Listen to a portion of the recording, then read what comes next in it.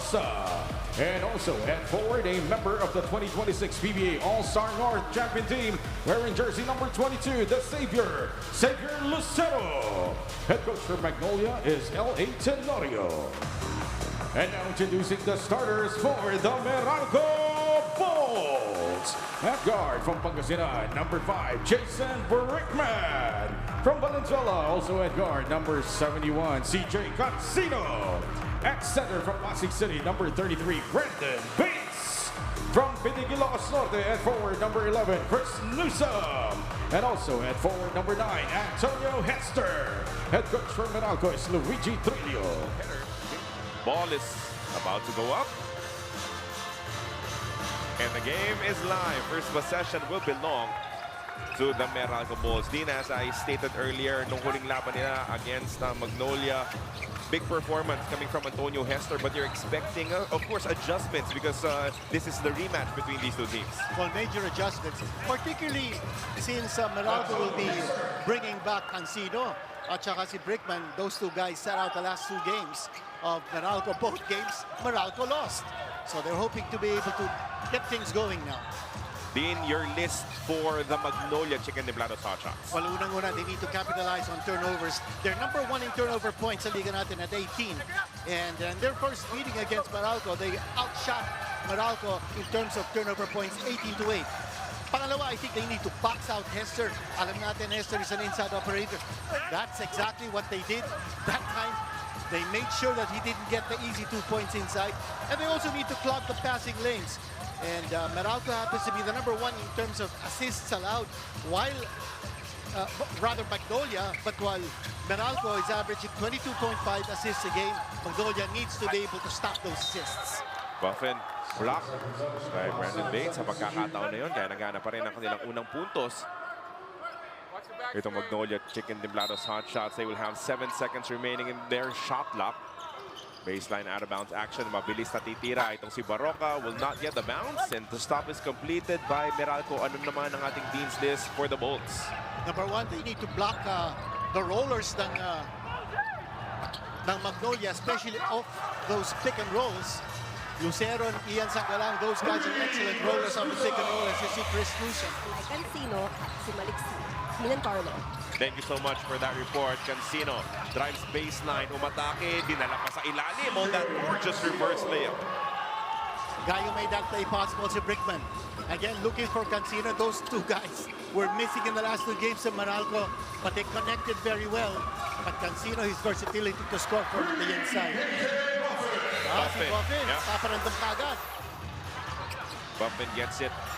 Kontra sa depensa ni Newsom. Strong attack. At siya lang talaga yung pumupuntos for Magnolia. All 7 points of his squad.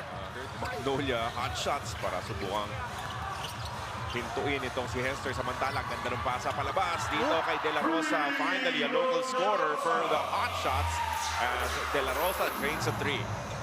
Maganda yung pick and roll situation that time, but then a pass outside. Yung ba yung tinatawag natin na Spain pick and roll?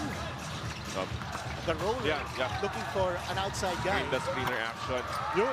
Meanwhile, he's really there for the rebounding and for the putbacks. Tayo papalit sa kanya. Ito na naman. Ian Sangalang. Meanwhile, Antonio Hester scoring another bucket inside. And down the baseline.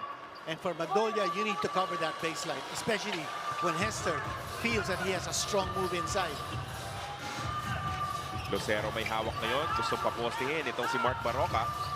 Tatanggap ng bola si Mark. PP hit, iikot, pero nandyan pa rin yung depensa ni Brickman. Cut mula kay De La Rosa. He backs it home. Nice cut over to the strong side. Hindi na napigil doon ng Meralco's defense. Once again, they go to Hester. Again, anticipated by Magnolia. Hinahanap nila yung pasa sa loob kay Hester. Hester's not getting his sweet spot. Naantala, nakitang paparating. Itong si Rom De La Rosa yung pasa. As you know, he is a defensive specialist. Samantala, Buffin. The kick to the corner, 3-point shot. Sobra, Barroca, offensive rebound at putback. Lucero, nasa ilalim, ilalabas kay Buffin. 9 seconds remaining on the shot clock. Nakawan itong si Newsome. Had 4 steals in their last game. At Mabilis a na pasa 3-2. kay Brickman. Hindi Pero pa Mintis, pumasok. tipin wala pa rin. Ano ba yan? And that's a wasted opportunity for the Meralco And Bolts. good transition, D. You know that Meralco, as we said earlier, they want to play this game up-tempo. And Magnolia naman, they will play up-tempo defense. A sorry miss for De La Rosa. Rebound completed. Itong si Antonio Hester, siya na rin ang magbababa ng bola para sa Bolts. Newsome, gagamitin yung screen. Goes on the drive. Layup is good para kay Chris Newsome. Cancino actually didn't go up on offense. And he might be a little tired Oo. of that 2-game layoff. Mahirap naman talaga bumalik agad-agad Oo. dito after batting an illness. Kanya naman tatlo na ang papalit kagad ng Meralco at the next situation. Ball of 3, wala yan para kay Buffett. Si Meralco magkakaroon ng pagkakataon dagdagan itong 4 na puntos na kalamangan. Poposte itong si Antonio Hester. Import kontra import. Sinusukat ni Hester. Biglang tumira. Face-up jumper is good. That's not supposed to be. Ng Meralco Bolts, Lastimosa, Paul Lee, Ian Sangalang, Yun na. Yuki Pick and Entrada roll. coming off the bench. Ganda ng pasa sa loob. Big to big. Down to 6 points.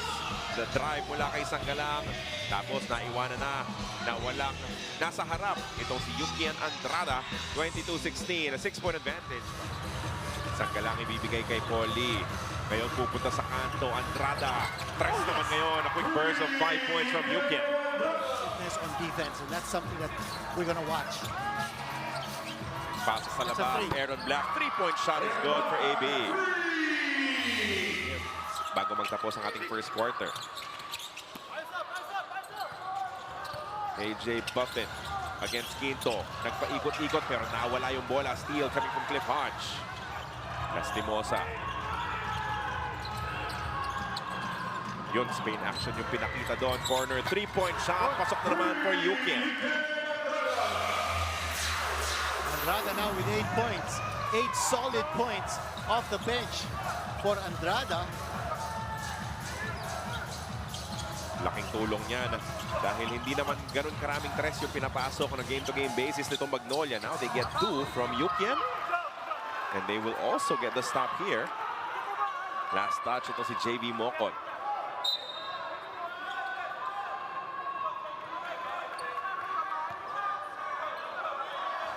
Magnolia hoping to steal momentum away mula dito sa Meralco Bolts sa pagsisimula ng ating second quarter. Nalamangan sila ng 7 sa pagtatapos ng ating unang yugto. Pero ngayon, unti-unti nang binabawasan ang kalamangan yan ng Meralco. 4 ang kanilang hinahabol. Lastimosa. This time taking the shot himself instead of passing. And this guy has a very, very good touch, especially from around that area and even from deep. Oh, sneaky Inside pass. Pasok yung layup mula kay Cliff Hodge of the creation. Mula naman kay AB. Pocket pass yun, galing kay Black. And looks like hindi naman nawawala ang aggressiveness ni Cliff Hodge. He's still there, fighting it out. Despite all that talk about him being, one of the dirtiest player in the PBA. Pero ngayon, naisahan itong si Ian Sangalang. Natapikan ng bola. Aatake itong si Bong Quinto. Creating space. Mintis. Cliff. Pinasa sa kanto. Tres para kay AB. That is his second 3-point conversion of this game and of this conference, as you noted, Dean. Yan ang sinasabi natin ng law of averages. 0 out of 11 coming into this game from 3. Ngayon, nakakadalawa na si Aaron Black. Napapabayaan siya ng depensa ng Magnolia. There we go again. That goal to the basket by Ian Sangalang. Ng Meralco Bolts, ipapasok na. Itong si Brandon Bates. This play of the game is brought to you by Sports Plus. Perfect pass and one for Buffett gets a touch. Mocon dumedepensa sa kanya. Iniwan sa ilalim. Sangalang again. Antonio Hester after that prolonged break. Look at that drop pass. Ian Sangalang. The reverse layup to inch them even closer. Only down by 3 now. to just 45.5%. And that's because of Magnolia's top defense. Yung pumasok pa yung tira ni Buffett from close distance. Sinugod talaga yung depensa nito si Brandon Bates at isa na lamang ang lamang ng Meralco Bolts from a high of 8 points earlier and started this quarter with a 7-point advantage. Now it's down to 1. Carlo L.A. Tenorio also getting a lot of mileage from his second and third units. 17 bench points so far for Magnolia and Meralco only 10. Ito, tumitira na sa labas si Hester kasi hindi siya makapasok. Rickman, Cancino, Hester Bates, and Newsome. Oh, but that ball just stolen. Harap-harapan mula kay Paul Lee. Nanakawin ang bola mula kay Cancino. Quick hands here by Paul Lee. There's another switch on defense. De La Rosa, popostihan si Cancino. Umatake sa gitna, kumambyo, at naipasok pa yung pabandang tira. Tabla na tayo ngayon, 36 all. Good contribution from De La Rosa. 7 points now in this contest. Hester, cross-court pass, pin down screen mula kay Bates. Pasok yung tres mula sa kanto, mula kay CJ Cancino. Got a good rest kanina. Now that he's fresh off the bench, scoring that three-pointer. 9 points in total now for CJ. Balik ang abante dito sa Meralco Bolts, 39-36. Sanggalang, ibibigay kay Paul Lee. Sanggalang inside, unstoppable. And for Meralco, you know that that's coming. When Ian Sanggalang sets that high pick, you know he's gonna roll. At bibigay siya ng pasa. Hester. And he will score. They really like to run that pick and roll that time. Jerome Lastimosa at si Ron De La Rosa. Here we go. Brickman, aatake sa gitna. Pero inaasahan yung pasa. Itong si Alfaro with the takeaway. And, you know, Magnolia has really toughened up its interior defense. Ito na si Buffett. Oh, big offensive rebound. He's a much bigger player than Hester. 4, Alfaro, pasok yan. Alfaro, he's 2 out of 4. Pero unang tikim ng kalamangan para dito sa Magnolia Chicken de Platos hot shots. Hester, reverse layup. But that baseline is wide open para sa kanya. Magnolia has to do a better job of shutting the door.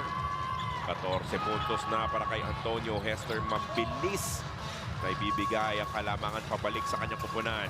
Another dive from Sanggalang. Yung kanyang pasa makukuha ni Baroka. De La Rosa, iikot. Buffett, 3-point shot. Oh, yes. Gets this one to rattle home. Shot, he made one earlier from that spot. Good again for 3 coming from Buffett. 45-43, timeout. Dito sa larong ito, Baroka, hawak-hawak yung bola, ibibigay sa ilalim. May mismatch. Kumagat yung double team. Pupulutin ni Hopia. Pero hindi niya makukuha. Baroka isn't shy about posting up other guards. Baroka, that fade away. And he Bit will short. score. Last couple of possessions. Step in, 3-point shot. Bakit nga naman hindi? 2 for 1.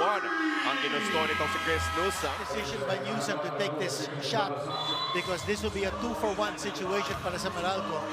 Took that quick because alam niya they will still get back possession with 30 points. After this Magnolia possession, Jansen Rios checking into the ball game. Buffett umatake, hindi na mapipigilan.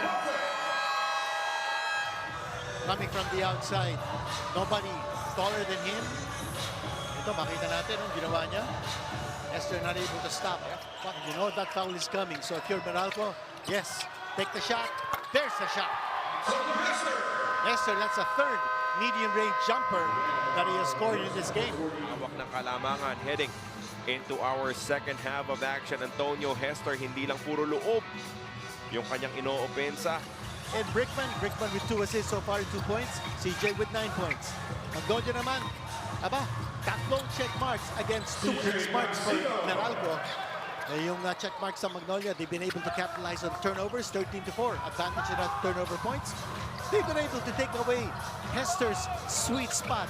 Hester has scored 16 points, but 3 of his 7 field goals have come from outside. So they have taken away his inside space. And finally, they've been able to clog the passing lanes. 12-10, an advantage to Magnolia in assists.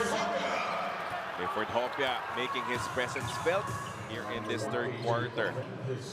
Hindi nakapag-box out itong si Hester. Masyado na siyang malalim. Halos nasa ilalim na ng ring doon. Kaya Hester against Hopia, then they go to Chris Yusuf with a shot and the conversion. By the way, nakikita ko kanina si assistant coach ng Magnolia. napakalapit na. You've got to mention that because grabe yung ginagawa niya, especially underneath the boards. Oh, Hester there with a steal. Brickman's got to take this. And he does. Does not take a lot of threes, pero maganda naman. Baroka gagamitin yung screen. Umatake sa gitna. Bounce pass. Papunta kay Buffin. Sa ilalim. He backs it home. And now they're going to Buffin. That's the reason for bakit Xavier Lucero is not getting his shots. Buffin is getting himself open for those attacks. Nusam nasa ilalim. Naghanap pa ng pasa. Papunta kay Hester. Muntik maagaw. Brickman. Same spot. Same result. Second three of this quarter para kay Jason Brickman. Ginawa naman ng Meralco kay Buffin. Kanina we mentioned about the three-point shooting ng Meralco. For Magnolia, they're hitting 5 out of 8. That's a hot 62.5% for three-point distance. Of our third quarter, Cancino, double crossover. Inikot yung bola. Brickman, titira na naman. Pangatlong tres dito sa ating third quarter. 11 points. They take only 27% of their total shots from three. Pumapasok yung mid-range game dito si Antonio Hester. Apat na yan. Bilang na bilang yung mga mid-range shot ni Hester because he's not known to be a shooter from that distance. But yan ang binibigay ng Magnolia sa kanya. Kick out patungo kay Buffin. Goes on the drive. Mintis yung layup. Isa pang offensive rebound para kay Sanggalang. Hindi tumama sa ring yung tira kaya kailangan tumira na nitong si Lucero Mintis. Another offensive rebound. Put back para kay Buffin. That's the length. That's the size of Buffin. 22 puntos para sumagot. Kontra dito sa Meralco for Magnolia. Still down though by 5 points, 66-61. Brickman, agresibong hinahanap yung kanyang opensa dito sa third quarter. Pero 5 lang ang hinahabol dito ng kupunan ni Coach Eli Tenorio on the re-screen. Ganda ng pasa patungo sa ilalim at Antonio Hester. Baroka rest.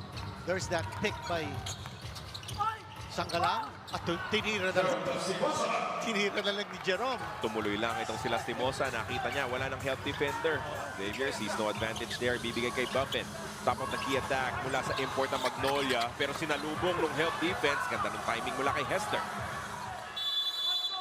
I still remember how he performed in the SEA Games in Cambodia where he was the one who defended one of the many naturalized players ng Cambodia in the gold medal match. And here he is, bringing up the ball here from Magnolia. Ang ganda ng pasa. And the score. Finally, a field goal for Xavier Lucero. 6 points in the matchup. Itong Meralco Bulls, so no fouls to give for them.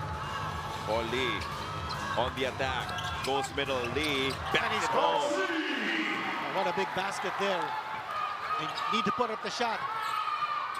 Quinto unable to beat the buzzer, so Magnolia will take the lead. Very Notice that interesting, Meralco- no import for the Meralco That's Bulls. right, I was just going to say, wala nga dito si Hester. But Buffin again scoring from that range inside the forays. Lastimosa attacks to the left side, creates the naman. space and gets the bag to drop.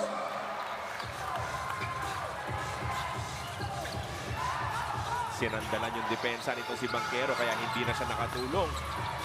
Nusam, meanwhile, going up against the import. Umatake, pumihit, umikot. Banquero has it now. Kick out, papunta kay Quinto. 7 seconds remaining on the shot clock. Bong Quinto on the drive. Layup is good. Mark of your fourth quarter. Actually, si Brickman at saka si CJ Cancino not starting here for Meralco in this quarter. There's going to be an escape back here by against Magnolia.